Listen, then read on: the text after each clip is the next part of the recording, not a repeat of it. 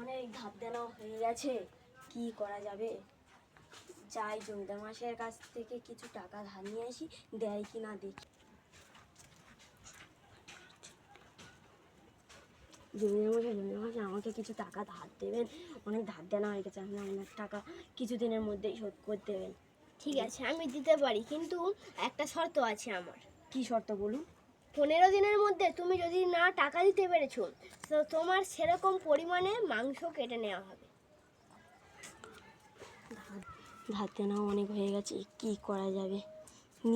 লাস্টে ঝাওয়াই দেখা যাবে। দিন জমিদার মশাই কিছু টাকা ধার দিন। ঠিক আছে, আমি ওপর দিয়ে হেঁটে হেঁটে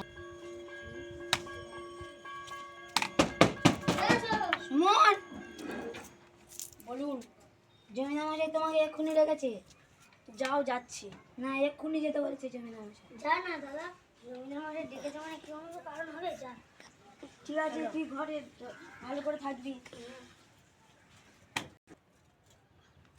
এতক্ষণ হয়ে গেল, ও বললাম চাষে জমিতে আসবি, যাই তো জমিদার মশাইয়ের বাড়িতে গিয়ে দেখি কি হয়েছে।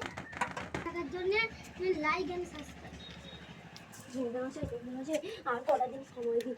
না, অনেক দিন হয়ে গেছে। 15 দিনের জায়গায় 16 দিন হয়ে গেছে, তুমি এখনো টাকা দাওনি। আমি তোমার টাকা দেবো, আর কিছুদিন সময় দিন। না, প্রহরী, একে বন্দি বানাও। চল।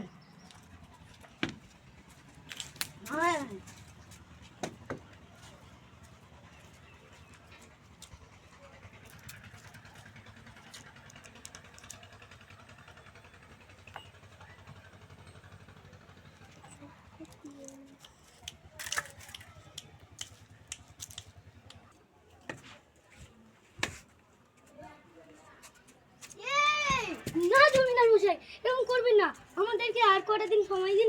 না, দাদা বলেছে যে 15 দিনের মধ্যে টাকা দেবে, আজকে 16 দিন হয়ে যাচ্ছে, তো দাদা এখনো টাকা দেয়নি। না না, এরকম করবেন না, আমার দাদাকে ছেড়ে দিন, আমরা আর কটা দিনের মধ্যে আপনার টাকা শোধ করে দেবো। না, হবে না। আপনি কি করতে যাচ্ছিলেন আমার দাদার সাথে? মারতে যাচ্ছিলাম তোর দাদা। ঠিক আছে, মারবেন, কিন্তু তোর গায়ে যদি 1 ফোঁটা রক্ত পড়ে, তাহলে আপনি যা টাকা দিয়েছেন তার ডবল টাকা আপনাকে দিতে হবে। এটা তুই ভাই মিলে তো আমার ফাঁদে ফেলে দিল, কি হবে? তুই যা, তোর ভাইকে নিয়ে তুই চলে যা। না কাটলে আপনাকে তার ডবল টাকা দিতে হবে, আর যদি কাটেন গাড়িতে রক্ত পড়লেও তার ডবল টাকা দিতে হবে। তোর অনেক দিন সময় দিলাম, যা।